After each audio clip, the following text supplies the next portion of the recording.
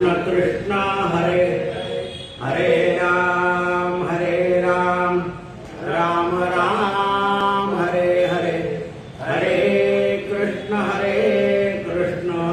कृष्ण कृष्ण हरे हरे हरे राम राम राम हरे हरे हरे कृष्ण कृष्ण कृष्ण गोपाल कृष्ण भगवान शुका सारिखे पूर्ण वैराग्य जाचे वशिष्ठा परिज्ञान योगेश्वरा कवी वाल्मिका सारिखा मान्यैसा नमस्कार माझा जय जय रघुवीर समर प्रणम्य शिरसा देवं गौरीपुत्रं विनायकं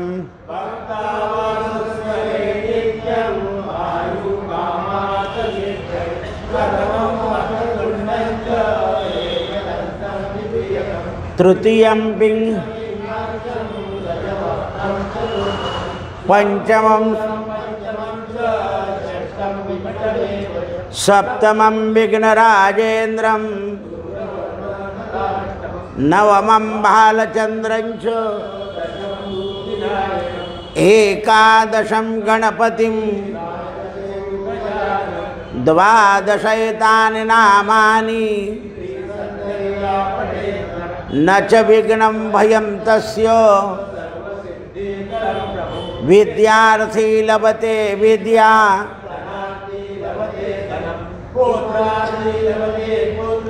मोक्षार्थे लभते जपेत गणपति स्तोत्रम संवत्सरेण सिद्धिंच अष्टभ्यो ब्राह्मणेभ्यश्च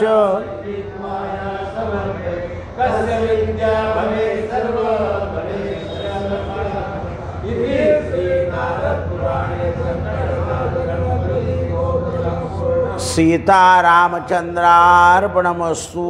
हरि ओम तत्सत् हरि ओम तत्सत् हरि ओम तत्सत्। माया निरूपण संपलं, ब्रह्म निरूपणाला तिसरा समास सुरू झाला। संगती तुका नाशिवंत सांडोनी राहावे निवांत एकपणाचाही अंत झालिया समाधान। हे शिष्या, समाधान नावाची जी स्वरूप स्थिती आहे ती स्वरूप स्थिती कशी लाभते याचं वर्णन सांगतात। आधी त्याग सांगितला, नंतर माया सांगितली आणि आता ब्रह्मनिरूपणाला सुरुवात केलं। संगती तुका नाशिवंत, लक्षात आलं पाहिजे की जेवढा आपण संग वाढवू तेवढा संग नाशिवंत आहे। सांडोनी राहे तो निवांत, तो संग सोडून देतो तोच निवांत होतो आणि निवांतात जो एकपणा आणतो त्याला समाधान प्राप्त होतं। जीवाच्या ठिकाणी मन आणि इंद्रिय, मी आणि माझं हा द्वैत भाव दिसून येतोच, कारण इंद्रिय आहे आणि मन आहे। मग इंद्रियातीत व्हायचं, मनाला शुद्ध करत जायचं, म्हणजे समाधानाला सुरुवात होते।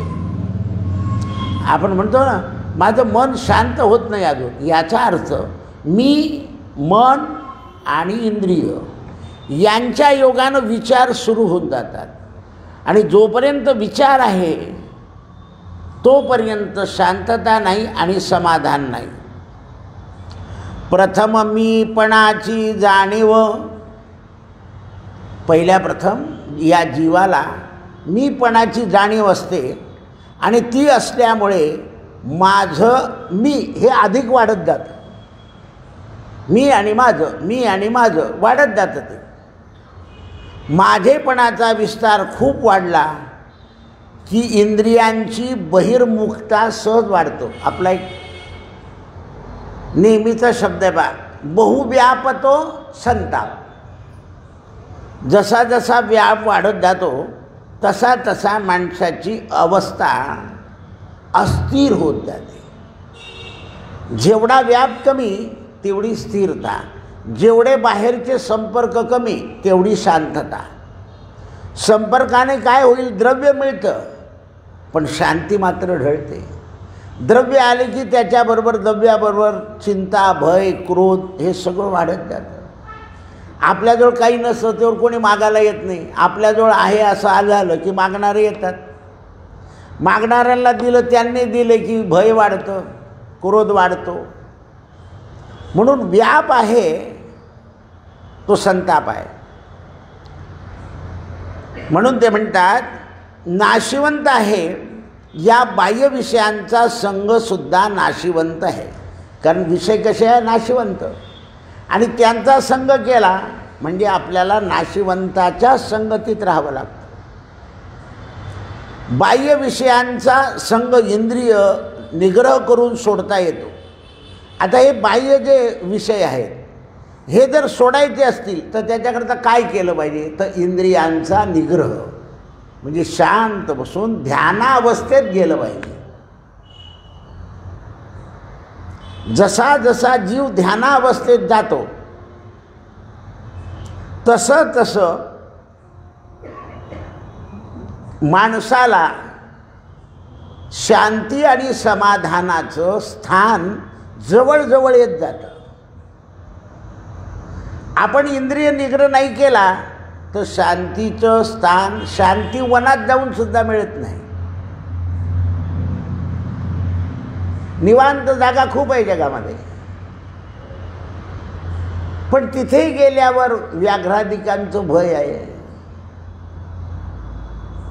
मग आपण एकांत आपलं शांत बसून राहील. रोज 4 मिनटं, 5 मिनटं, 10 मिनटं, 15 मिनटं, अर्धा तास, 1 तास शांत. आपण कोण आहोत? मी ब्रह्माचा अंश आहे, ब्रह्म माझा आहे, अहम ब्रह्मास्मी असा विचार करत करत करत करत शांत बसायचं. ज्या वेळेला जीव शांतता आणि एकांत प्रिय होतो,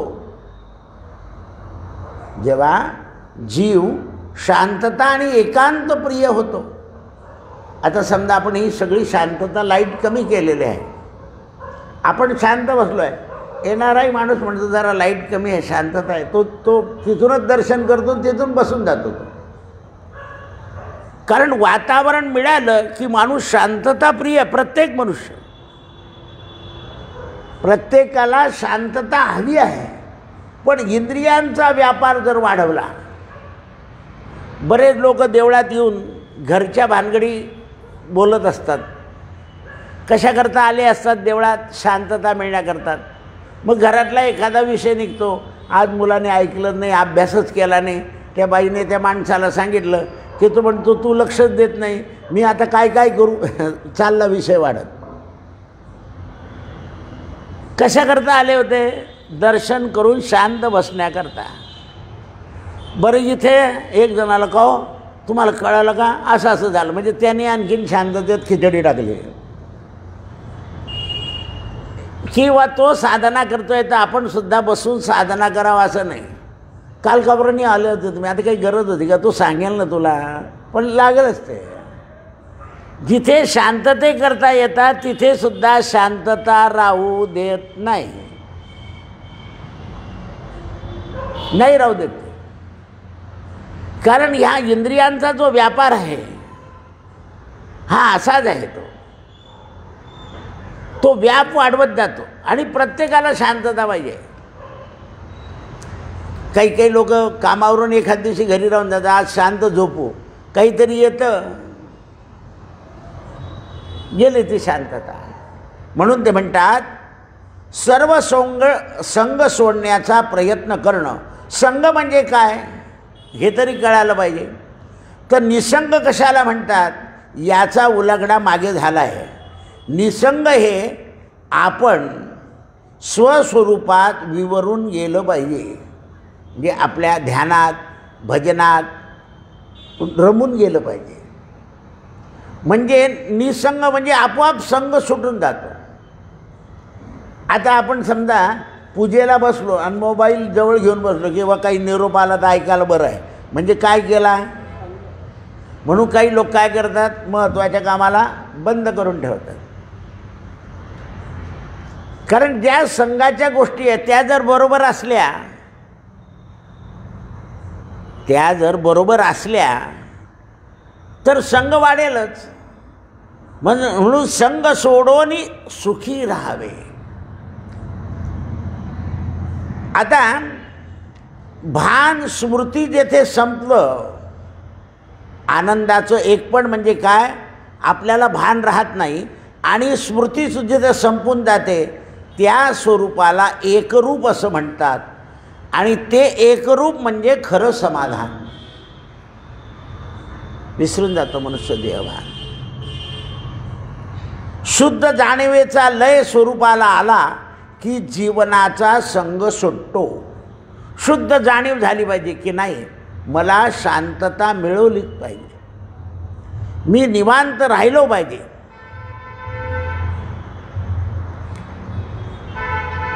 साधकानं जाणीवेचा आधार घेऊन जीवनभर साधना केली तर जाणीवेचा अंत स्वस्वरूपात मिळून जातो.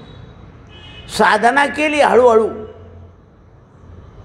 की त्या साधनेनं मनुष्य शांत होतात. काही जरी सुखदुःखाचे वारे आले तरी तो त्यात ढळून जात नाही. म्हणून त्याला स्वरूपाची विश्रांती म्हणतात. मीचा अंत झाला म्हणजे साधकाला विश्रांती मिळते आणि साधक निवांत होतो आणि कृतार्थ होतो. एकपणाचा उगम काढिता त्रिपुटी सावकास, होते आहे मनोनिध्यास. एकपणाचा नसो, अहम स्फुरण झालं म्हणजे शुद्ध जाणीव राहत नाही. उगम होय. काही काही शब्द जर आपल्याला कळाले नाही तर पंचायत होते. सकाळीच एक भक्त आले, ते मला म्हणे, दादा संक्रांत पायल खाते म्हणजे काय. आता ते पायस शब्द येतो तिथे. मी लगेच त्याला म्हटलं उद्या सांगेल. मी संक्रांती पट उघडला आणि तिथे पाहिलं तर पायस आहे. आता यांना दिसलं नसेल तर यांनी पायल वाचलं. आता पायल म्हणजे काय, तोरडी. आता तोरडी काय खाण्याचा पदार्थ आहे. मी ते ऐकलं होतं पायल. मी म्हटलं आता यांना सांगण्यापेक्षा आपण उद्या प्रत्यक्षात पाहू. तर तिथे शब्द होता पायस. पायस म्हणजे खीर. संक्रांत यावर्षी काय खाते, खीर असं. तर असे शब्द आहेत. हे जर नाही कळाले ना तर घोटाळा होतो माणसाचा आणखी. आता बा एकपणाचा नसो, अहम सुरून झालं म्हणजे शुद्ध जाणीवेचा उगम होय. स्फूर्तीच्या ठिकाणी जेव्हा आपल्याला ज्ञानाची स्फूर्ती होते तेव्हा ज्ञाता म्हणजे आपण, ज्ञेय जाणून घेणं आणि ज्ञान अशी त्रिपुटी उत्पन्न होते.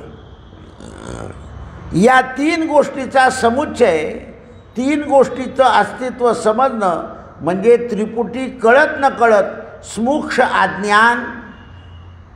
या त्रिपुटीमध्ये सुद्धा स्मुक्ष अज्ञान असणारच, कारण तीन गोष्टी आहे ना. अज्ञानाचं तारतम्यानं भावानं मनुष्याला ज्ञान होतं. मग मनुष्य काय करतो, आपला भाव तयार करतो आणि जसा भाव होईल. आता भावसुद्धा तीन प्रकारचा आहे, सात्विक, राजसी आणि तामसी. इथेही माया घुसलीच. आपला जसा जसा शुद्ध भाव होत जाईल, जसा जसा शुद्ध. त्याला एक उदाहरण सांगतो. भाऊ बहीण आहे. बहिणीचा भाव भावाबद्दल पक्का आहे. त्याने सांगितलं होतं की मी तुला अमुक अमुक दिवशी एवढे पैसे आणून देईल. आता बहिणीचा भाव शुद्ध आहे, मेवणा आहे, आला नाही, 12 वाजून गेले, आणायचं नसेल तर तेव्हाच नाही सांगायला पाहिजे होतं, कशाला लोक दुसऱ्याला टांगून ठेवलं. बहीण काय म्हणते, नाही हो, त्याला जमले नसतील किंवा येत असेल, गाडी मिळाली नसेल, तिचा भाव चांगला असल्यामुळे ती त्याला सावरते. गाडी मिळाला नसेल, पैसे जमले नसतील, पण हा मेवणा काय म्हणतो, कारण त्याचा, आणि तेवढे हे दोन्ही गप्पा मारतात तेवढ्यात तो आला. बहीण काय म्हणते, पहा ना, हा काय म्हणतो, मग आला तर काय तुझ्याकडं तर त्याला येणंच पडेल पुन्हा. असं आहे, तिचा शुद्ध भाव होता म्हणून तिने बरोबर अर्थ लावला. तसा परमार्थाविषयी जर आपण ईश्वर माझा आहे आणि मी ईश्वराचा असा भाव केला तर या गोष्टी जमतात. जर असा भावच नाही केला तर जे ईश्वर ईश्वर होऊन जातं. आपण काही वेळ टाईमपास करतो, नंतर म्हणतो काही खरं नाही हो, नुसतं लिहून ठेवलं आहे, पुन्हा तो आपल्या किल्ल्यावरचा एक्का आणि तिरी खेळायला लागून जातो. तो संसारात तसंच चाललं आहे. ज्याचा संसारात हुकूम चालतो तो हुकमी एक्का, आणि ज्याचा चालत नाही तो सत्ता. ते 52 पत्ते जे आहे ना ते असेच आहे. हे जीवनाचे पत्ते केव्हा उलटतात, केव्हा उलटतात. कर्जबाजारी बाप मुलीचं लग्न करतो आणि ज्याच्याजवळ धन आहे तो मुलीचं लग्न करतो, याच्यात तफावतच असते. तो खर्च करत असतो पण कसा, नारायणी. आणि ज्याच्याजवळ द्रव्य आहे तो खर्च करतो कसा, कारण मूळ काय आहे, परिस्थिती. इकडे पोरं फटाके उडवता बहिणीच्या लग्नाचे, बाप म्हणतो नाही काय करा. कारण दुसऱ्याकडून घेतलेले पैसे उद्या द्यावे लागणार आहेत. हा म्हणतो का 5,000 का आणखीन घे, 10,000 चालले, तुमची हाऊस फेडून घ्या. हा स्वतःची हाऊस नाही म्हणत, पोरांना म्हणतो हाऊस. बाईला म्हणतो तू तुझी हाऊस फेडून घे, पण कोणाच्या बळावर, द्रव्याच्या बळावर. याने सुद्धा द्रव्य काढलंय पण कोणालाच काही कोणाची कदर नाही हो. जीव जातो इथे असं बोलतो तो. बाकीचे लोक काय म्हणतात, उद्यानं फेडू, बोलायला बोलून जातात. फेडायच्या वेळा आम्हाला काय माहिती तुम्ही एवढा खर्च करणार आहे, सटकून गेले ते. राहिला कोण, तसा हा परमार्थ आहे. आपण जर शुद्ध भाव केला तर परमार्थ आपल्याला साध्य होत जातो. आणि आपल्या भावामध्ये जर अशुद्धता असेल तर परमार्थ करून सुद्धा समाधान होत नाही. डगमग डोले माझी पाण्यावरी नावरी, मग ती अशी अशी अशी अशी करत असते. म्हणून ते म्हणतात, आता ही त्रिपुटी तुम्हाला सांगितली, यामध्ये स्मुक्ष अज्ञान दूर करण्याचा प्रयत्न केलेला आहे. उपाय करू गेल्यास अपाय ठरतो. केव्हा केव्हा प्रापंचिक माणसाला परमार्थाचा उपाय करायला गेल्यावर एखाद्या वेळा उपद्व्याप होतो. पहा तुम्ही, काही लोक उपासाच्या नादी लागतात, शरीरात रोग होऊन जातो. काही जास्त व्यायाम करायला लागतात, कुठेतरी गडबड होते.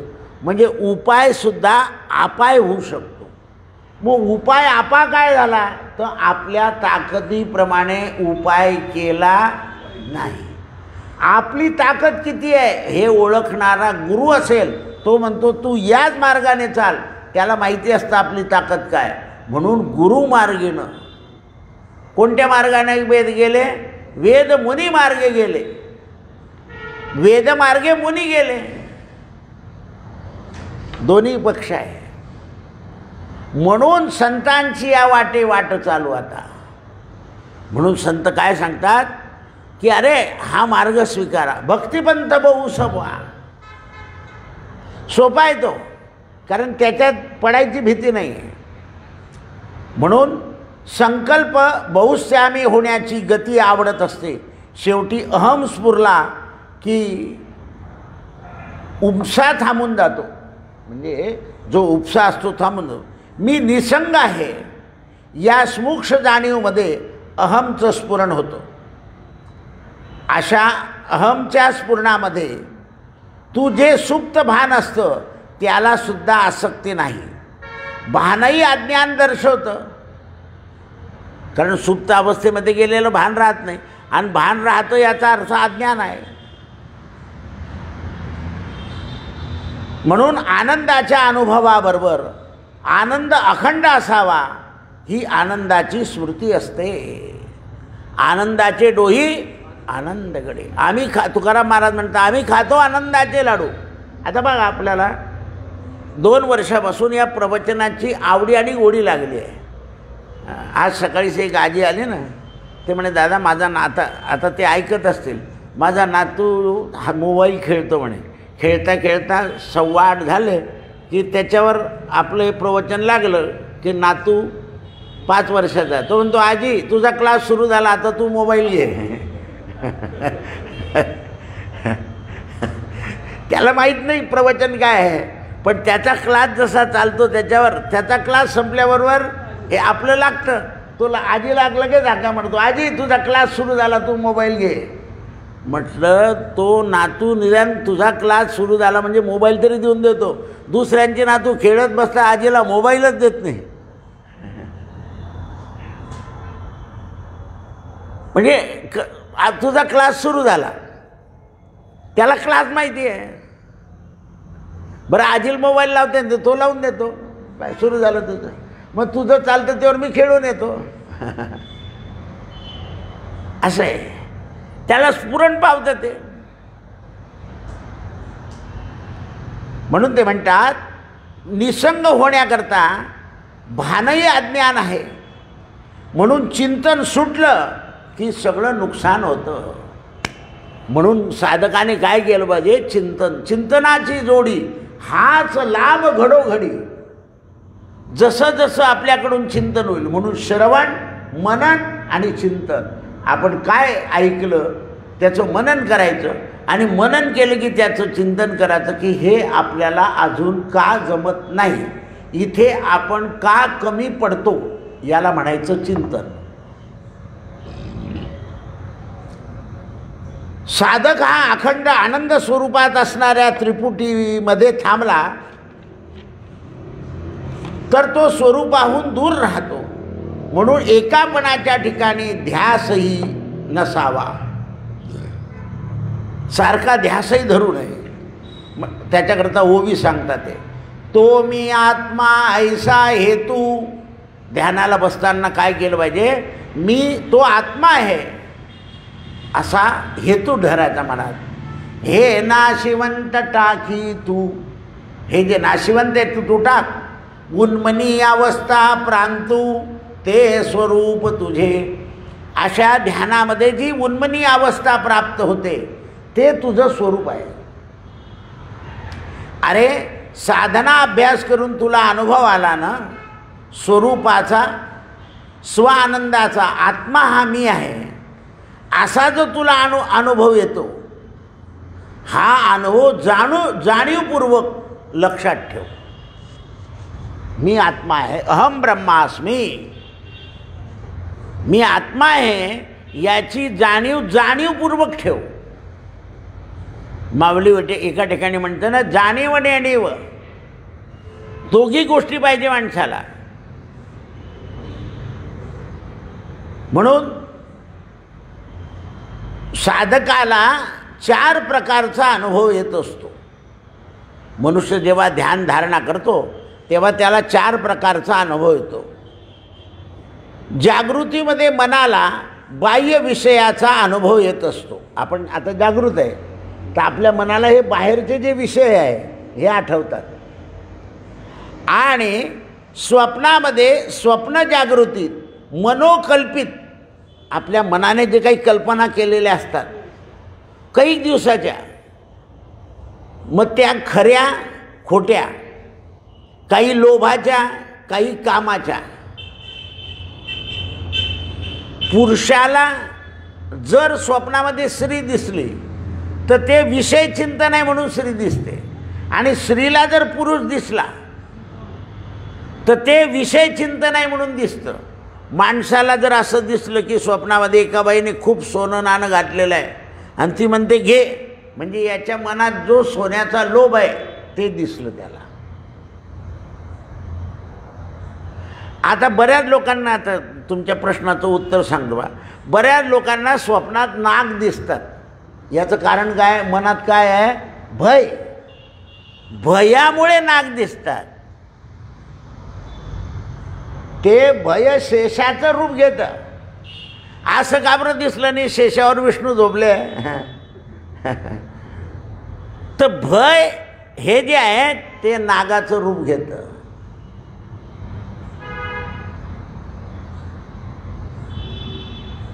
भय नागाचं रूप घेतं. कोणाला हत्ती दिसतो का स्वप्नात? नाही. म्हैस दिसते का? तुम्ही पांढरापोळला गेले असाल तर केव्हा तरी गाय दिसून जाते.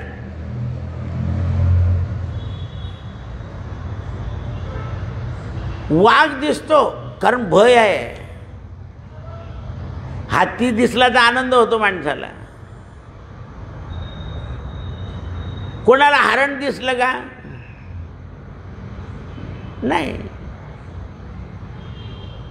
पण यदा कदाचित रामायण ऐकलेलं असतं आणि रामायणाच्या वक्त्याने सांगितलं असतं की सीतेला सोन्याचं हरण दिसलं, ते जर स्मुक्ष असेल तर एखाद्या वेळा दिसून जाईल ते.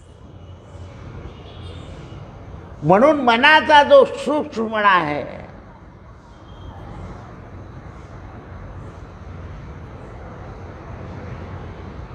मनामध्ये जे चिंतन आहे,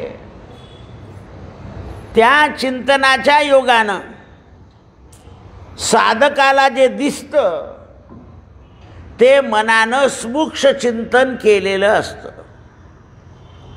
म्हणून चिंतनाची जोडी हाच लाभ घडोघडी. तुम्ही बैसोनिया चित्ती मज जागवावे हरी. देवाला सांगावं की मी जेव्हा ध्यानावस्थेला बसेल देवा, तेव्हा तुम्ही ध्यानावस्थेमध्ये मला जागृत करा. कारण माझे बहिर्मुख इंद्रिय काहीतरी मनानं चिंतन करतात आणि मला ते ध्यानात सुद्धा तेच दिसतं. ध्यानामध्ये तेच दिसतं. माझं मन हे उन्मन करा, म्हणजे मी तूपणाचा भाव संपला पाहिजे. मी देह आहे अशी जाणीव आणि मी आत्मा आहे अशी जाणीव जर साधकाला झाली तर साधक हा आनंदित होतो.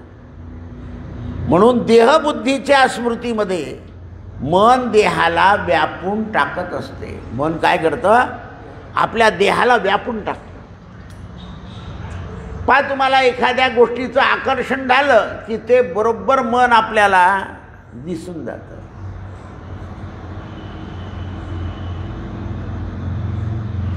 त्या मनामध्ये ते बरोबर आकर्षण बसून जातं.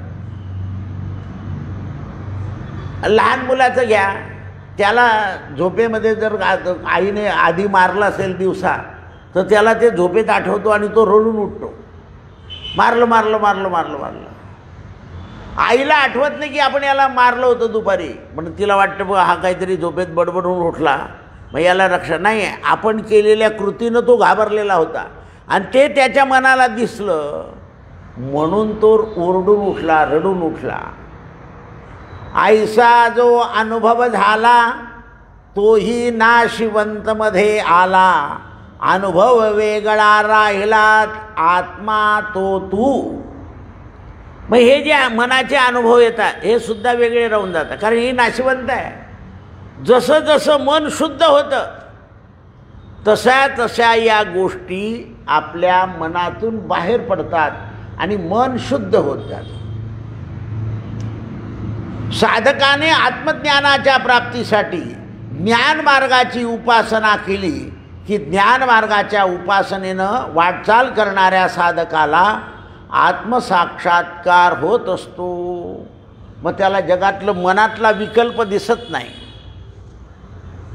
त्याचं मन सत्य संकल्प करतं वेदाप्रमाणे. तन्मे मनः शिवसंकल्पमस्तु. शिव म्हणजे सत्य, शिव म्हणजे पवित्र. त्याचं मन पवित्र संकल्प करतं. साधकाला साक्षात्कार झाला म्हणजे तो आत्मानंदामध्ये रमण होतो. म्हणून साधक शांतीचा अनुभव घेऊ लागतो. आणि साधकाला साधकीय जीवनामध्ये परमोच्च अवस्था म्हणावी लागते. साधकाची ही उपासना आनंदासाठी आहे असं त्याला कळतं. म्हणून पूर्वीचे लोक काय करायचे, मंदिर मठ स्थापन करायचे आणि लोकसंग्रह झाला की एकांतात जाऊन बसायचे. शिवथळ घडी, तुकारामाचा डोंगर. पण ज्ञानोबाला आणि यांना एकांतात जायची गरज, त्यांनी समाजातच एकांत गाठला. हे वैशिष्ट्य आहे. लोक त्रास द्यायचे ना, तरी त्रास देणाऱ्याशी ते शांतीनं बोलायचे.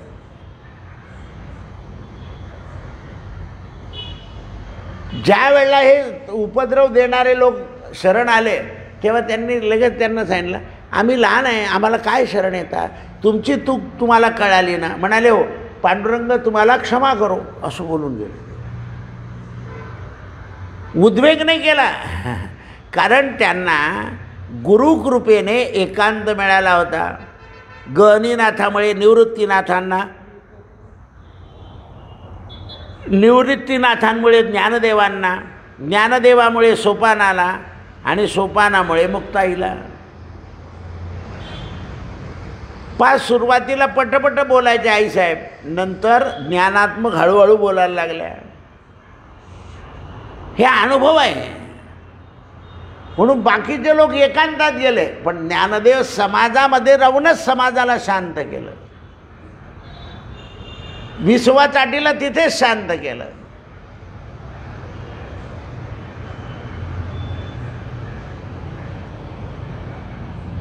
आत्मसाक्षात्काराचा अनुभव आला की मनुष्य शुद्ध होतो.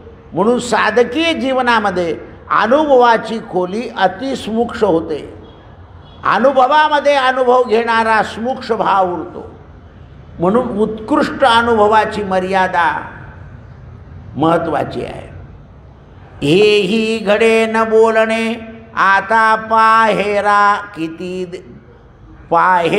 किती देणे, वेदशास्त्र पुराणे तोची नासोनी जाती. अरे बाळा, आता अनुभव किती सांगू. आत्मारामाबद्दल शब्दाने सांगायचे किती. आतापर्यंत शब्द खूप वर्णन करून सांगितले, आता शब्दाचा पाल्लाळ पुरे झाला. आता पाहेरा किती देणे, किती पल्लाळ सांगू तुला. खरं सांगत गेलं तर सांगतच राहील. 4 वेद 4 उपवेद 6 शास्त्रे 18 पुराणे, आत्मा रामाच्या वर्णाकरता अस्तित्वा आले असे. हे 4 शास्त्र, 4 वेद, 6 शास्त्र, 18 पुराणं हे का निर्माण झाली रे, तर आत्म्याचा अनुभव सांगण्याकरिता. 4वेदी जाणं षटशास्त्री कारण, 18 पुराणे हरिशी गाती. पण याचा अर्थ ते वाचायची नाही का, ऐकायची नाही का, ऐकली तर पाहिजेच. कारण वेद श्रुती आणि पुराणे आत्मारामाची गाती गाणे. वेदशास्त्र आणि पुराणं हे काय करतात, आत्मारामाची गाणं गातात. आता सहस्रमुखाने शेष सुद्धा मंदावला, तोही शांत झाला. सत्ययुगात ऋषींच्या जवळ अपार शब्दसंपत्ती होती. ऋषींनी शब्दाच्या माध्यमामधून आत्मारामाचं वर्णन करून ठेवलं आहे. पृथ्वी तलावर रोज सूर्योदय पूर्वेला उगवतो, पण उगवत्या सूर्याचं दर्शन हवं असेल तर प्रथम पूर्व दिशेकडे तोंड करावं लागतं. जर दर्शन पाहिजे असेल तर आपण जर त्याच्याकडे पाठ करून पश्चिमेकडे तोंड केलं तर प्रकाश दिसेल पण दर्शन नाही होणार. पण प्रकाशामुळे सूर्य उदय झाला एवढं कळेल.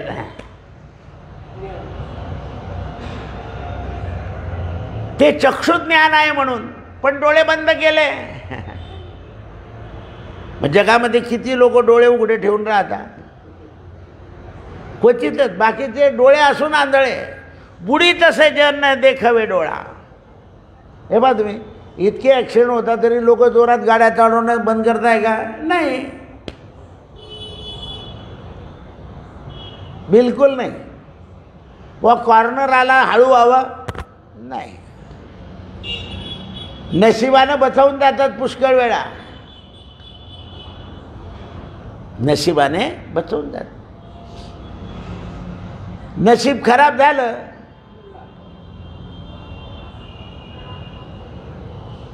म्हणून ग्रंथामध्ये जितका बोलिला आत्मा त्याहुनी वेगळा राहिला. हे मायेचे स्पर्श झाला नाहीच तयासी. ग्रंथामध्ये जितका बोलला आहे त्याच्याहून आत्मा वेगवेगळा आहे. कारण प्रत्येकाला आत्मानुभव वेगवेगळा येतो. बऱ्याच संतांना ध्यानात आत्मा कळाला. चोखोबाला काम करता करता कळाला. चोखोबाला ज्या वेळेला राजाचं सांगणं आलं की तुम्ही पंढरपुरात सोडून मंगळवेढ्याला जावं, मातीखणाला. आधी मंगळवेढ्याला राहत होते, मग पांडुरंगाकडे आले. तर जेव्हा बायका पोरांनी विचारलं की बाबा आता एवढं आपलं पंढरपूर सोडून मंगळवेढा, आपली इच्छा नाही, ही पांडुरंगाची इच्छा आहे की आपण आता इथे राहू नये. आणि खरंच तिकडे गेले मातीचं काम करता करता. कारण जिथे मृत्यूची जागा आहे तिथे जावं लागतं. माणसाला जन्मभूमी सांगता येते पण मृत्यूभूमी सांगणं कठीण जातं. कुठे मरण येणार काय कळेल? हां, आता परवा ते एवढे मोठे अधिकारी, त्यांना काही कल्पना होती का अशी हे हेलिकॉप्टर उत्तम म्हणून गणलेलं हेलिकॉप्टर होतं ते. आज तो जो कॅप्टन होता चालवणारा तो आज गेला. त्यांचं तात्काळ मरण होतं. याचं 6 दिवस हाल होऊन मरण होतं. पहा तुम्ही, एक उदाहरण देताना, एक विमान चालू आहे आणि विमानात अशा सूचना दिल्या की विमान आता धोक्याच्या सूचनात आहे. आणि तेवढ्या वेळात एक मुलगा तिथे खेळतोय विमानात. मग त्याला एकाने सांगितलं, अरे विमान धोक्यात आहे, तू पट्टा लाव. म्हणे साहेब माझे वडीलच विमान चालवत आहे, मला खात्री आहे की काही होणार नाही. माझे वडील विमान चालवत आहे म्हणून तो घाबरत नाही आहे. आणि हे बाकीच्यांना धोक्याची सूचना दिली, तो घाबरत आहे. त्याला परत सगळ्यांनी सांगितलं, म्हणजे नाही माझे वडील चालवत आहे विमान. असं म्हणता म्हणता तो विमान खाली उतरून गेलं. मुलाला एकच माहिती होतं की विमान कोण चालवत आहे, माझं जीवन कोण चालवतं, राम. मग निवांत राहा. आपलं जीवन कोण चालवत आहे, या नावेला वल्लवणारा कोण आहे, ईश्वर. मग इकडे तिकडे गावं फिरत. तो जर आहेच असा जर विश्वास झाला तर कोणी कितीही घाबरवलं तरी घाबरायचं नाही. म्हणून तुम्ही गावाला जाल ना त्याला बरोबर घेऊन जा. दवाखान्यात आजारी जाल तरी त्याला बरोबर, तो बरोबर आहे, तो बरोबर आहे. नुसतं असं म्हणून चालणार नाही, हरितया सांभाळी अंतर्बाह्य. तो आपल्या बरोबरच आहे. आणि बरोबर असेल तर त्याचं स्मरण बरोबर घडेल. आपण जर तो बरोबर नाही असं ठरवलं तर स्मरण घडेल कसं? आणि स्मरण नाही घडलं तर मरण सुधरेल कसं? आज एका मोठ्या लष्कर अधिकाऱ्याचं भाषण होतं. आता ते सगळे आयुध त्यांनी प्रदर्शनाला ठेवले आहे. ते म्हणतात आम्हाला सगळे आयुधांची जाणीव आहे, पूर्वीच्या आत्ताच्या, पण जगाला जाणीव व्हावी याच्याकरता आम्ही हे प्रदर्शन लावलं आहे. 75वं वर्ष आहे भारताचं म्हणून. आणि आम्ही तर आमचं काम करतच असतो, पण एवढं काम करूनसुद्धा काही वेळा समाज म्हणतो की नाही, यावेळा यांनी चांगली लढाई लढली नाही, असं म्हणतो म्हणे समाज. तर आता जी लढाई आहे ती आधुनिकतेवर अवलंबून आहे, आणि ज्याच्यावर जवळ जास्ती आधुनिक यंत्र आहे तो मारा करू शकतो, पण यंत्र चालवायला सुद्धा धैर्य लागतं म्हणे, असं सांगितलं त्याने. धैर्याशिवाय ते चालत नाही. मग क्षत्रियाला काय पाहिजे? धैर्य, शौर्य. म्हणून ते म्हणतात या ग्रंथामध्ये वेदांताच्या प्रक्रिया मांडलेल्या आहे, आणि त्या प्रक्रिया आपल्याला कळायला पाहिजे. तसं हा परमार्थ करताना जसा सूर्योदय पूर्व दिशेकडे दर्शन होतं, त्याप्रमाणे शब्दज्ञाने, तत्वज्ञाने, आत्मज्ञाने, ब्रह्मज्ञाने हे 4 प्रकारचं ज्ञान आहे. शब्दज्ञान, तत्वज्ञान, आत्मज्ञान आणि ब्रह्मज्ञान हे गुरुकडून समजवून घेणे आवश्यक. झालं. आता एवढं सांगितलं आणि त्याच्यावर शेवटचा उपाय आणून आणला. हे सगळं जे आहे ते समजून घेतलं पाहिजे. गुरुच्या सान्निध्यात शब्दाने ब्रह्मज्ञानाचा अर्थ कळतो,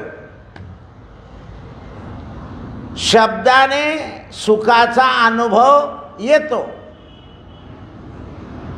निराशतेचा सुखाचा अनुभव घेता घेता आत्मा रामाची प्रचिती येते. मग गुरुच्या सान्निध्यामध्ये राहायचं.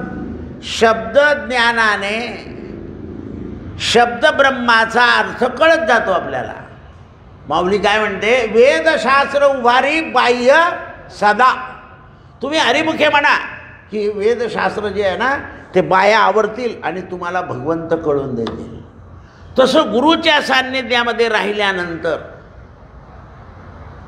हे जे शब्द आपण ऐकताय तुम्ही, हे जर गुरुच्या सान्निध्यात राहिले तर याचा अर्थ कळतो आणि शब्दाने सुखाचा अनुभव येतो, निराशता जाते आणि आत्मारामाची प्रचिती येते. पुंडली वरदा हरी विठ्ठल श्री ज्ञानदेव तुका. ब्रह्मज्ञानामध्ये 6 ओवीमध्ये आत्मज्ञानाची प्रचिती दिली. कृष्णार्पणमस्तु. सत्यगुरुराय कृपा मज केली, परिणाई घडली.